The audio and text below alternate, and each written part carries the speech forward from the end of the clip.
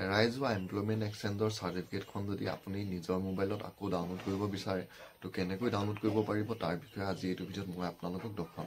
তো বন্ধু-বান্ধৱীসকল স্বাগতম জনাইছোঁ আপোনালোক সকলোকে SK জ্ঞান আছামৰ নতুন এটা ভিডিঅ'লৈ। প্ৰথম আপোনালোকে নিজৰ মোবাইলতে ব্ৰাউজাৰ এটা খুলি ল'ব আৰু ব্ৰাউজাৰটো খুলি পানি তাত আপোনালোকে সাৰ্চ কৰিব সেৱা সেতু। তো সেৱা সেতু বুলি সাৰ্চ কৰাৰ লগে লগে আপোনালোকৰ সন্মুখত এনেদৰে আহি যাব। তো ইয়াত প্ৰথম যোনটো আপোনালোকে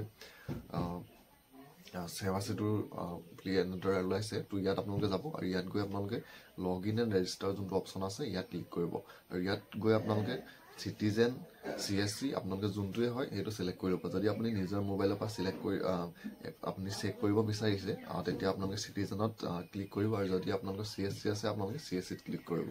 তো ইয়াৰ যিকোনো এটাত আপোনালোকে গৈ আপোনালোকে প্ৰথম ক্লিক কৰি লগ ইনটো কৰি ল'ব। তো লগ ইন কৰি লোৱাৰ পিছৰ পেজটো আপোনালোকৰ সন্মুখত এনেদৰে আহি যায়। আৰু যদি আপোনালোকে সেৱা সেতু ৱেবছাইটটোত আপোনাৰ এক্সচেঞ্জৰ চাৰ্টিফিকেটখন ডাউনলোড কৰিবলৈ হ'লে আপোনালোকৰ যোনটো সেৱা সেতু আইডিত আপোনালোকে এপ্লাই কৰে সেইটো আইডিতহে এই এক্সচেঞ্জৰ চাৰ্টিফিকেটখন ডাউনলোড কৰিব পাৰিব। তো ইয়াৰ কাৰণে আপোনালোকক এক্সচেঞ্জৰ পুৰণা নাম্বাৰটো নহ'লেও হ'ব।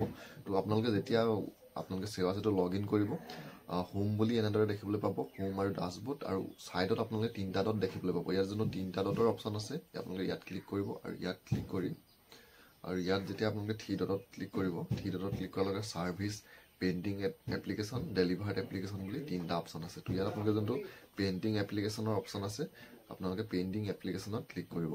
সন্মুখত গোটেই সেৱা সেতুত আপুনি এতিয়ালৈকে কিমান এপ্লিকেশ্যনৰ কাৰণে এপ্লাই কৰিলে সেই সকলোবিলাক দেখিবলৈ পাব।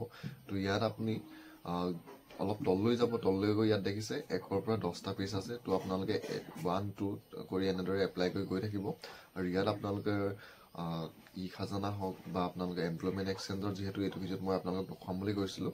তো আপোনালোকে চাবলৈ ইয়াত এনেদৰে আপোনালোকে CL নাম্বাৰটো ক্লিক কৰিব আৰু ক্লিক কৰি আপোনালোকে নেক্সটত এনেদৰে গৈ থাকিব। তো ইয়াত গৈ মই আপোনালোকৰ এতিয়ালৈকে 2024 পালোগে 25 যিহেতু মই 2024 চনতে মোৰ যোনখন এক্সচেঞ্জ চাৰ্টিফিকেট হয় সেইখনৰ কাৰণে এপ্লাই কৰিছিলোঁ। তো ইয়াত মোৰ ডেটটো ইয়াত আহি গৈছে 2024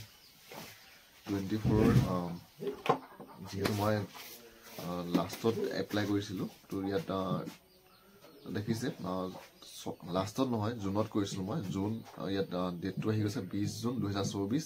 তাৰপিছত এইফালে দেখিছে registration of employment seeker in employment exchange Aadhaar base আৰু ইয়াত দেখিছে ষ্টেটাছটো ডেলিভাৰ্ড আৰু ইয়াত যোনটো ভিউ মোৰৰ অপশ্যন আছে ইয়াত ভিউ মোৰত গৈ মই মোৰ এতিয়া যোনখন এক্সচেঞ্জ চাৰ্টিফিকেট হয় সেই আগৰ এক্সচেঞ্জ চাৰ্টিফিকেটখন মই ইয়াত ডাউনলোড কৰিব পাৰিম। আৰু আপোনালোকৰ যদি এমপ্লয়মেণ্ট এক্সচেঞ্জৰ চাৰ্টিফিকেটখন হেৰাই গৈছে তেতিয়া আপোনালোকে সেৱা সেতু ৱেবছাইটটোত যাব, গৈ পানি আপুনি একদম যোনটো লাষ্টৰ আপোনালোকৰ পেজ আছে সেই পেজকেইটা সিলেক্ট কৰিব। পেজকেইটা সিলেক্ট কৰি আপুনি তাত আপোনাৰ যোনখন আপোনাৰ 2টা অপশ্যন আছে, এখন ডাউনলোড চাৰ্টিফিকেট আৰু এটা আছে আপোনালোকৰ ৰিচিপ্টটো। যিহেতু মোৰ ৰিচিপ্টটো নালাগে সেইকাৰণে মই ডাউনলোড চাৰ্টিফিকেটত গৈ মই চাৰ্টিফিকেটখন ডাউনলোড কৰি ল'ম। তো বন্ধু-বান্ধৱীসকল আপোনালোকেও এনেদৰে সেৱা সেতু ৱেবছাইটটোত গৈ আপোনাৰ যদি পুৰণি এক্সচেঞ্জ চাৰ্টিফিকেট হেৰাই গৈছে তেতিয়া এনেদৰে আপোনালোকে ডেটটো সিলেক্ট কৰি আপোনাৰ এক্সচেঞ্জৰ চাৰ্টিফিকেটখন ডাউনলোড কৰিব পাৰিব।